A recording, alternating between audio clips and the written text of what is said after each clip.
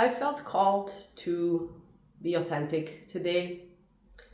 So authentic that I'm even still in my house robe. And to talk about something that I'm currently experiencing. I believe I have a lot of wisdom to share on the topic of self-work and healing, and I look forward to making a lot of well thought out, researched, and crafted videos on that topic in the coming time.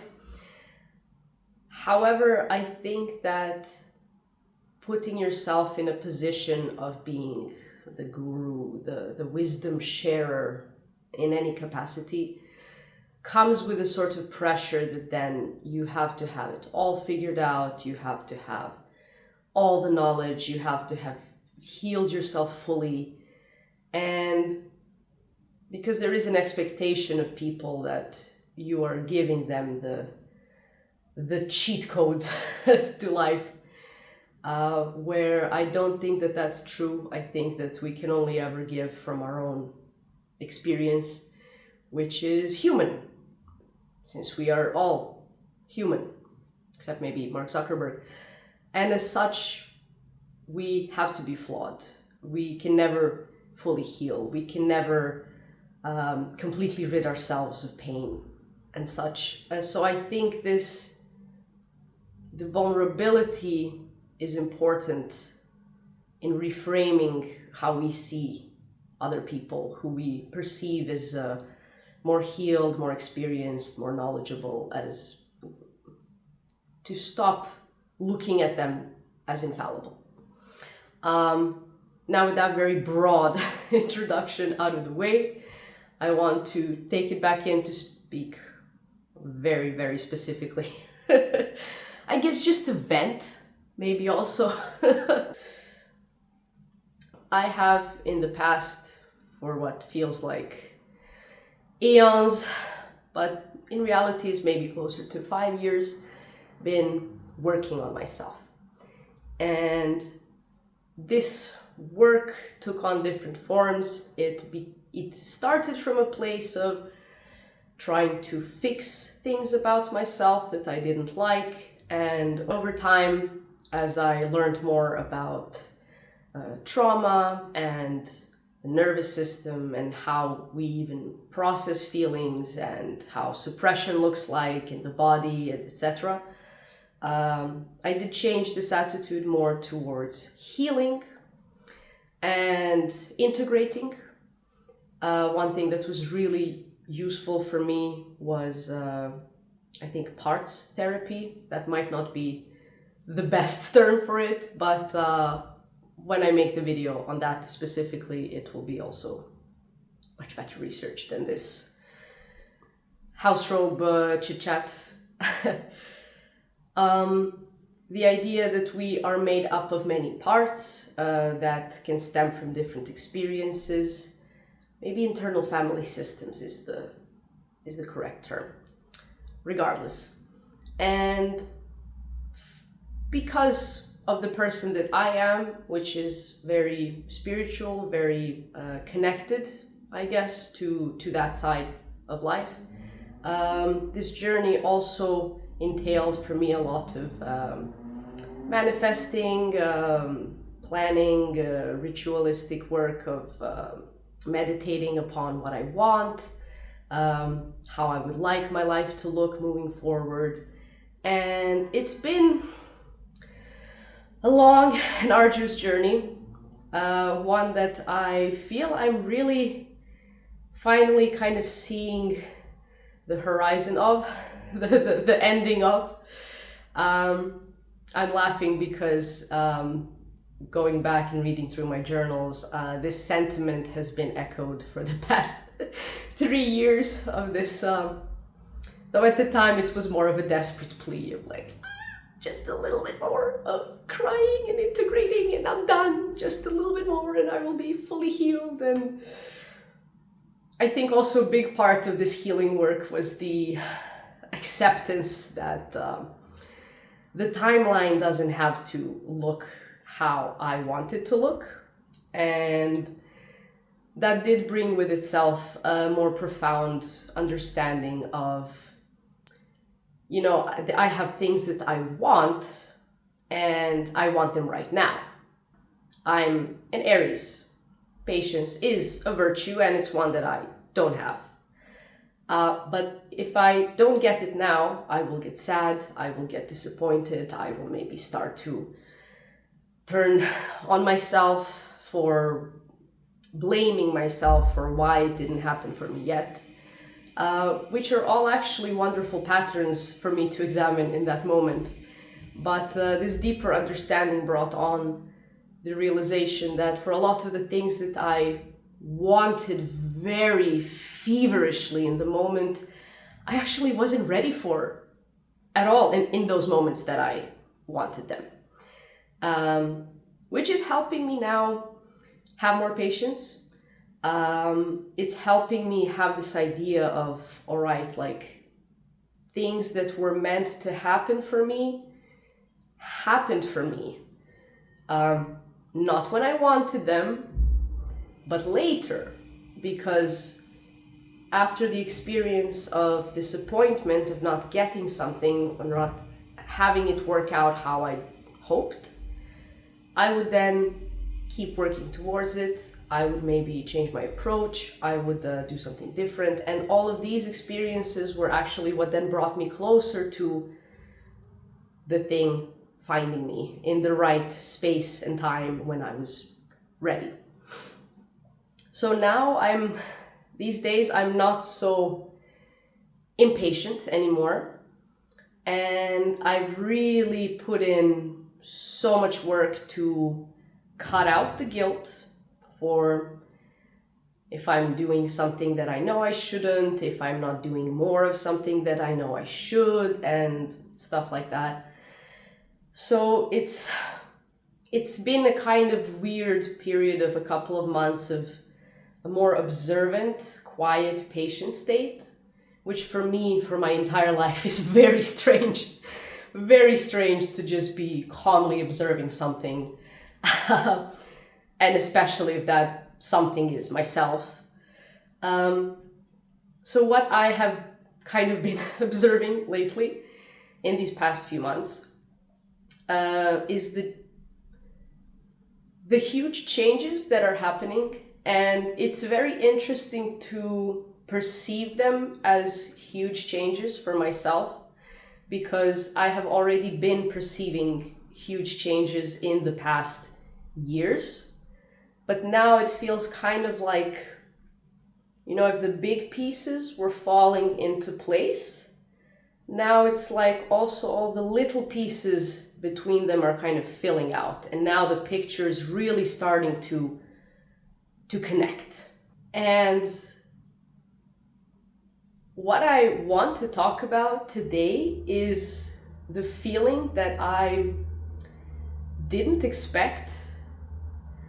And that is that even though before my eyes I'm seeing this picture of myself, of my life, everything that I've wanted for myself to be, to do, as I'm seeing it happen right before my very eyes, I'm feeling extremely alienated and uncomfortable because it's the picture that I've wanted for my life, but I guess there's still a part that didn't think that would ever really happen.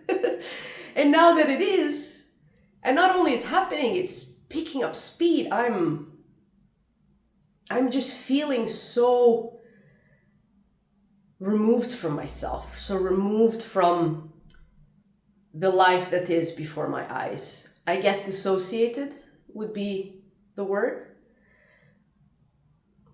I can paint a bit more of a picture, so maybe you will also resonate with what I'm talking about. For the past 5 years, let's say, I've been what I like to call barely employed, which means that I did some work here and there, some seasonal jobs or some odd jobs or some bits of work that paid here and there. In this time, I was very deep into the healing, the trauma, the picking up the pieces. And I was very blessed. I have to say that.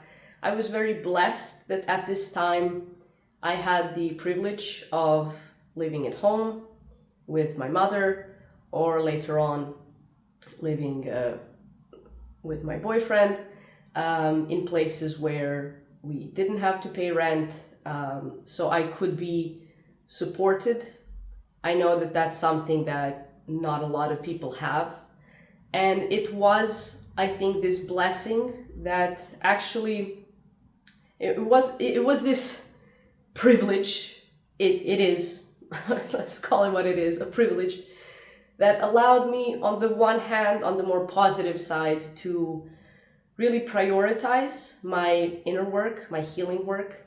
I was free in the day to journal and to cry and to scry in the tarot cards and to do all of my healing and breath work and meditation, everything that I felt that I needed, which is, again, a privilege that not a lot of people have, not just from the material aspect, but from the aspect of time and energy that you have to devote to this work, because it's exhausting work. It's really, it takes a lot of yourself to change yourself, to heal yourself.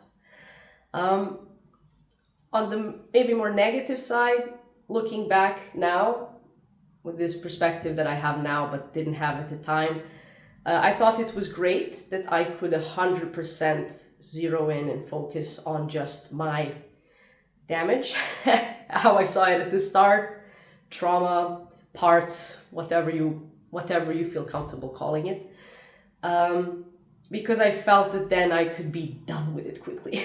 Again, Aries. However, looking back now, I feel that if I had had more of an obligation in the sense of responsibility and time, and in the form of a job, for example, I think I would have more of a sense of purpose that was not related to my identity, which then brought on some problems of its own later on. And secondly, I wouldn't have burnt out so fiercely emotionally from doing this day in, day out, day after day after day after day. So that's a bit of a, I guess, background. I'm just mentioning this to paint a picture of the way that I was living for a long time, for the recent long time of my life. Meaning I didn't have to get up early, meaning then if you know how it be with depression, when you don't have a reason to get up in the morning, you're not gonna get up in the morning, you're gonna maybe get up in the afternoon. I had a lot of free time that I was not appreciating in the way that I would have if I didn't have as much free time. I didn't have a lot of obligations. I didn't have, of course, when I had obligations of work or appointments and stuff like that, I would always be on time. But it just, I had stagnated in one huge aspect of my life, which was the entire external reality. I stagnated for such a long time. To me now, of course, in the eyes of the universe, 5 years is nothing. It's a blink of an eye. But for me, it's 5 years. You feel the weight of that. In the, of course, other aspect, I was growing, I was changing, I was shifting, all of that. But I felt that I was stopped. I was not moving forward. I was changing. Yes, a lot of energy was going to there. But I was in one place for a long time. And throughout this whole stagnation, because people around you see your external, they see that you're stagnant, they see that you're stopped, they see that you're unemployed and that you're home all the time and that you're writing in your little diary. And a lot of them understand that, okay, you're going through something. A lot of them will give you the space. A lot of them don't understand, and not from a failure of their own, that they just don't know what you're going through, but it's such a deeply internal, personal process that they can't know. Only you can know what you're energetically dealing with, what trauma pattern you're following, what feelings you're releasing from which areas of your body, because you feel that pain, you feel the movements, the shifts. And what did I want to say with this now? Exactly. Why did I start this sentence? Yes, for the longest time I had the guilt, because a lot of the well-meaning people will tell you something like, maybe you just need a job. And that's actually really good advice for someone who is just zeroed in on one thing, not leaving their house a lot. But at the time, you don't see it as such. You perceive it as a sign of your failing. You have a lot of guilt around it, maybe. I know I did, certainly. You feel pressured, you feel misunderstood. But if you're sticking with your process, you know that, because again, it's very internal. Only you are the one who can really notice the shifts before they become external. So if you're sticking with your process, you know, over time, you know that, all right, I have to push myself out of my comfort zone, but in small increments. Because if I just grab myself by the scruff of my neck and yeet myself out into the world before I feel like anywhere close to ready, I'm just gonna re-traumatize myself with the amount of freeze I'm gonna put myself in. So you start to gradually accept that, all right, I have to do a little bit more, I have to go a little bit more outside, I have to socialize a little bit more. And it starts to become also, I have to, for me at least it was, because I was, as I said, the unemployment was a big factor in my perception. I have to start working a little bit more. And throughout this time of these 5 years, I did, as I say, having been barely employed, I did a few seasonal jobs. I worked as an instructor, I worked as a language teacher. So there were some little things that I was doing. I wasn't completely like, heavens take me. But these were all things that I was either educated for, or that I had already done before the 5 years of break from life, or that I was in any other way prepared and experienced in. So really the first big kind of, let's say, what would be the adjective from job? The one big step out of the comfort zone in this regard, in the regard of employment for me, was actually very recently. It was maybe only 4 or 5 months ago, something like that, where I had again the privilege of opportunity, but I had the opportunity to give another shot to something that was way out of my comfort zone, something that I had done or tried to do before with absolutely atrocious results, because it's a job that requires a lot of mental focus, and it requires you to be kind of locked in, and if you make a mistake, you just have to keep going. And before all of these shifts, I was not the person who could do that. I was the person who would make a mistake, and then I would start thinking about how I made the mistake, and then I would start kind of spiraling, and I would just freeze. And in that freeze, I would lose the complete following track of what was going on while I was spiraling in my head. So I perceived myself before as like, this job is not for me. It's absolutely not for me at all. So when the opportunity came to try to work with it again, I was a bit hesitant, but I thought like, okay, you know what, like I can try, I can give it a shot, which I am proud of myself for. And what turned out to happen was that I was now having resolved, I guess, that aspect of mental spiral leading me to freeze completely.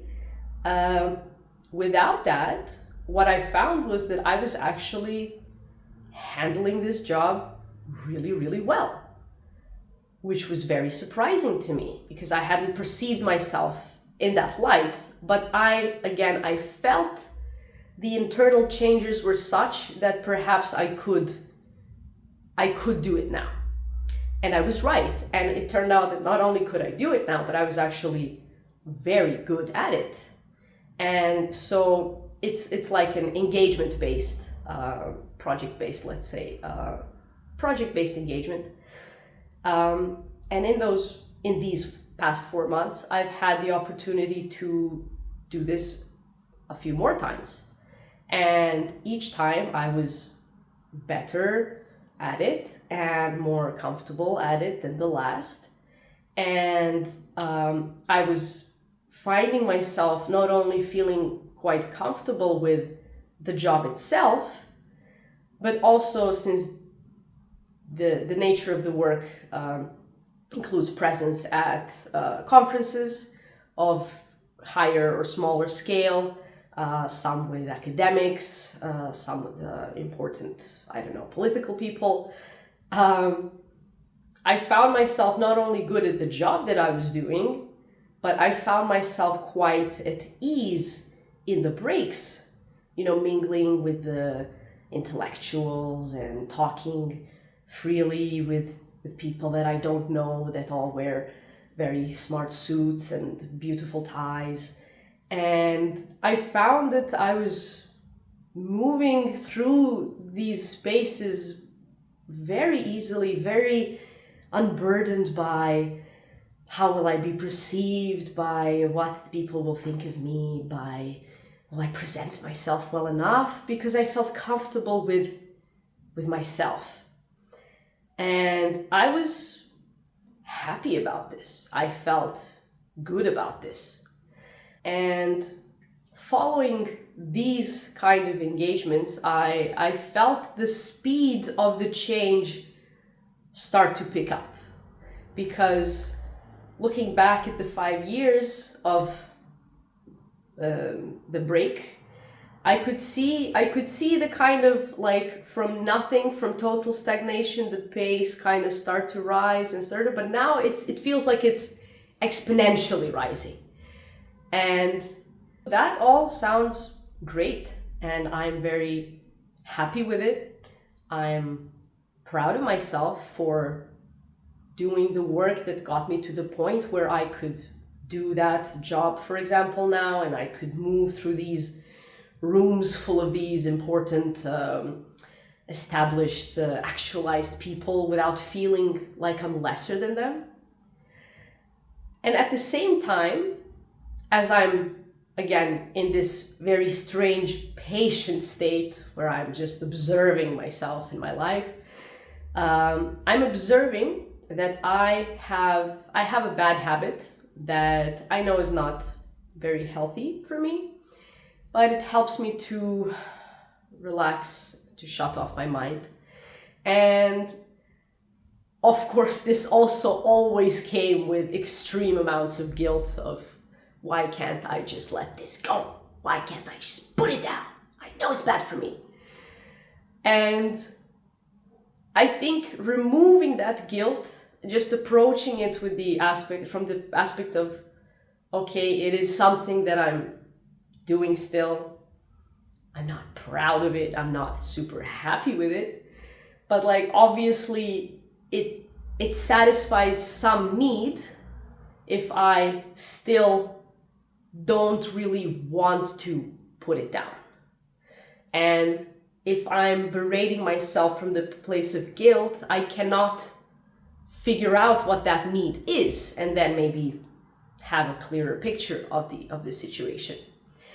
And actually a few days ago, spurred on by an unimportant event, but one that would again require me to step out even further from my comfort zone and devote even more of my time and energy to something that would shift, I guess, my whole rhythm of life. I had a really intense kind of breakdown as I was finishing this call talking about this new prospect, which would, again, in a way be something that I'd wanted, something that I'd hoped for, but in another way require me to shift the rhythm of my life completely and be like very, very, very out of my comfort zone. As I finished this call, I sat down, I started saying out loud, okay, can we slow down with the changes? Can we and I started crying, of course. If you know me from my personal life, you know it doesn't take a lot to make me cry, and that's not something that I'm ashamed of. And I'm just saying out loud over and over again, like, okay, I'm really grateful. Can we slow down? Can we have a little break from the changes? Can we have a little break from the changes? Spirit, God, please. And in this moment of crying over this, I guess mainly being fear of all of these changes, all of these shifts that are taking place, despite the fact that I've worked for this, I started also realizing, and I kept saying it out loud, that I've been stuck in a kind of rut for 5 years, and it's only been like the last 4 months that I feel that I have exited my shell and kind of peeked out to see what's there, maybe do a little wave to the outside world. And now I'm faced with this Goliath that would require me to and pull me out of this. Yes, it's the Goliath that I've been praying for. It still feels terrifying. It feels crazy. And in this speaking of this truth of it's only been 4 months of me living an external life. It's only been 4 months of a new job. It's only been 4 months of getting out more and doing more events. And what the hell? Can we have a little bit more time of that? Of that kind of in between? And in this process, a thought just went through my mind that, well, of course I do my bad habits. Of course I do the unhealthy thing, because it's the only aspect of my life right now in which I recognize myself. And that really made me so sad that the aspect in which I only still look at and see myself, the person that I know and remember, is the unhealthy habit that I do to numb myself. And it's not surprising, because that habit was quite prominently featured in the past 5 years as well, as a kind of welcome reprieve from the intense everyday locking in to do the healing work. But how sad? How sad is that? And that really got me to thinking that, well, yes, I put all this effort into becoming a new person, into becoming somebody new, maybe remembering parts of who I was before, but like, and I can see that she's there. The new me, she's there. She's there, moving through the conferences with grace and mingling with academics and completing her work in time and socializing, and she's here. But she only showed up 4 months ago. I don't even know that bitch. I don't know who she is. I just see her as an acquaintance still.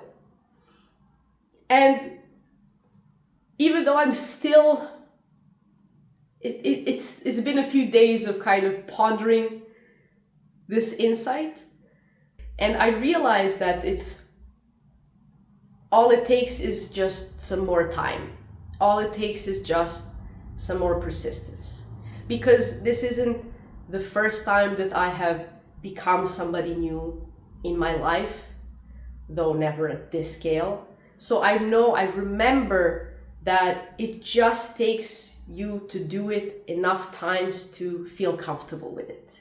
So I have no doubt that, if I keep going down that path, I will, over time, begin to see this as my new self, as myself, not as my new self. And I'm happy for that. I'm proud of myself for the work that I've done. And I'm really happy and I'm really excited to see what other new things the future will bring, because again, it's all been things that I've wanted. It's all been things that I've been praying for coming at my doorstep. And it's all been me opening the door like, what the fuck? So I know that it will all work out. I know that it will all be even better than I can possibly imagine. And I know that I will reach that sense of ease in it. But just right now, I'm feeling really sad and really kind of removed. And though I wrote in my journal some months back that while I was setting down this one big pillar that I based my identity on, because I realized it wasn't healthy anymore, not just for me, but for anybody that I interacted with. This sense for me was that my worth as a person stems from what I can offer to others, how good I can make them feel, how healed I can help them become, how whatever you want to call it. And I remember distinctly writing down, because this was terrifying, because this brought on like so much guilt with it. Because if you're used to overgiving, then anything less feels like you're failing. And that's the place that I was in a few months back. And I wrote down that like I know that this is right for me, and I have to go through the parts of me that are screaming, who am I if not the healer, the helper, the giver? And immediately the answer shows itself. I don't know, but I'll find out. And when I wrote that, I felt so powerful. I had chills. I knew in that moment that was the truth, that was the way for me to go. But I guess perhaps naively, I thought that was that. And now I'm experiencing that, no, you you will be in an in-between. You will be in a period where you don't know who you are. Because you know what you were, you don't want that anymore. Maybe it's not good for you. You recognize that you have to set it down. And you're working towards the new. I think the part that we're all prepared for is that aspect of, when my healthy habits start to catch up, I will then feel better and I will have a better, more rounded sense of this new self. And we're prepared for that part to be hard and kind of sad and a struggle. The part of becoming the new, the part of making these new habits, the part of approaching yourself in a healthier way. But I didn't expect the next part, which is that when you start to see your efforts start to kind of coalesce into a new thing, which is now becoming a proper thing, a legitimate thing, that can also come with alienation, that can also come with a sense of distrust and unease, because I had expected, and maybe that's the key in everything, the bastard of expectation, but I had expected that, for me it took a really long time of doing the good and right and healthy things without feeling any feedback. That will be a whole video on its own because that's the point. You have to keep sticking with things that you know are good for you, and it's gonna take a while before you start to see any benefits of your work. So most people do a little bit, see no benefit, get discouraged, stopped. But you have to keep pushing through the discouragement before you start to actually get the benefit. And that can take months, that can take some time, depending on what you're doing, what kind of habits, what relationship you have with yourself, blah, blah, but it takes time. So I had expected that moment of finally starting to get back the fruits of my labor, finally starting to see, to witness myself as this person that I know I can be, and that I probably was at some point long, long ago. This person that is capable, that is dependable, reliable, that is passionate, that is of sharp intellect, of this person that is charismatic, that is charming, this person that doesn't feel burdened by other people's opinions and expectations, this person that isn't afraid to be grand, I had thought that would feel really good. I had expected that would feel like a rebirth, the Disney princesses of old waking up with the and the birds start singing and you remember who you are and feel just so strong and powerful, and it's not like that at all. And I'm just shocked at that. I'm not discouraged, because at this point, honestly, I think that I'm physiologically incapable of being discouraged. And maybe it's also a little bit of a sunken cost fallacy of girl, you've been fucking healing your shit for 5 goddamn years. You better not quit now. The finish line, you gotta stick it out. I'm sure there's some of that as well, which is really good because it's helping me push forward. But I wanted to talk mainly about that sense of, I know that I will come to a point where I will feel that, that whole fulfillment of knowing that now I am fully, freely, authentically me in the capacity that I've maybe never been in my life. But it's just that right now, this person who is the fully, freely, passionately, authentically me is a stranger still. Is still some rando who showed up in my life 4 months ago. And I'm allowed to feel disappointed that that doesn't feel better. I'm allowed to feel alienated. I'm allowed to feel like I'm neither here nor there. And I'm allowed to explore these feelings, to say like, wow, this is really such a nice combo of like a really horrible cocktail.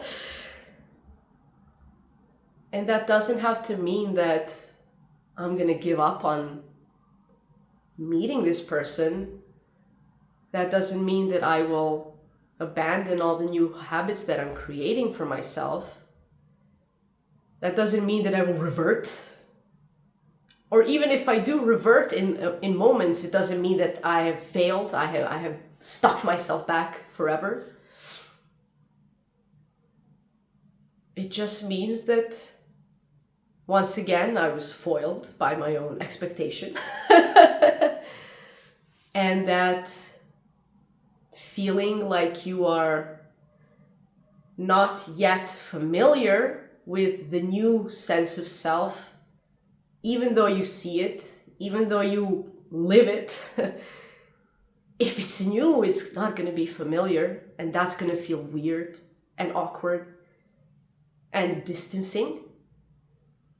And at the same time, if you're feeling also distant from your old self, that can feel so lonely because, first of all, you've been that person for a long time.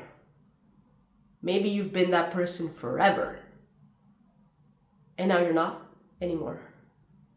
Like, of course, that is also going to take time to be laid to rest, to be sent off with all the gratitude that that person or all of those previous persons deserved for getting you to here. It's just that can feel lonely. That can feel, you can grieve for that. You know, I might not want the person that I was 5 years ago back, but I miss her. I miss her. I mean, she did so much for me. And so now I'm distant from what's coming, and I'm distant from what was, and I'm just dissociated. Even though I'm feeling really,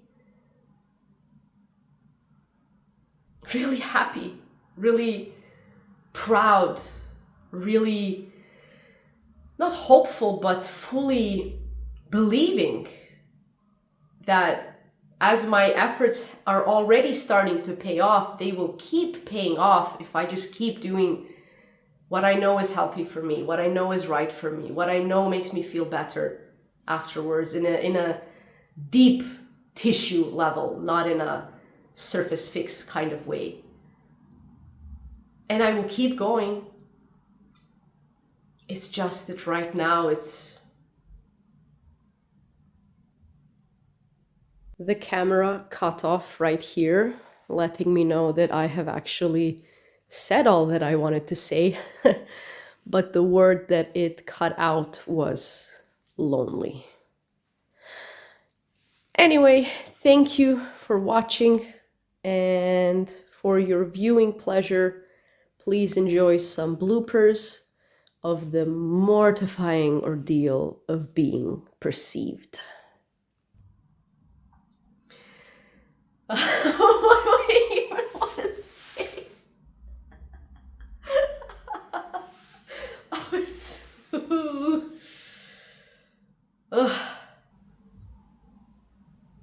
Is it rolling? Okay, you know what? I can give it a shot, and if I don't like it, I don't have to post it. I don't have to put it out there. I can just try, and it can be still an experience gained because it's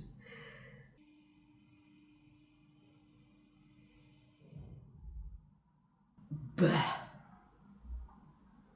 Blah.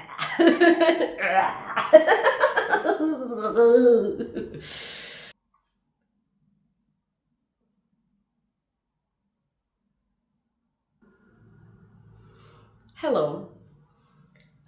I can't. It's so fucking awkward.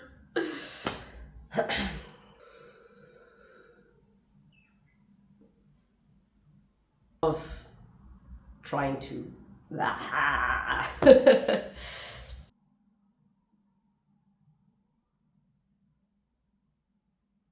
can at least, since I'm here, since I set up the fucking thing, I can at least like try.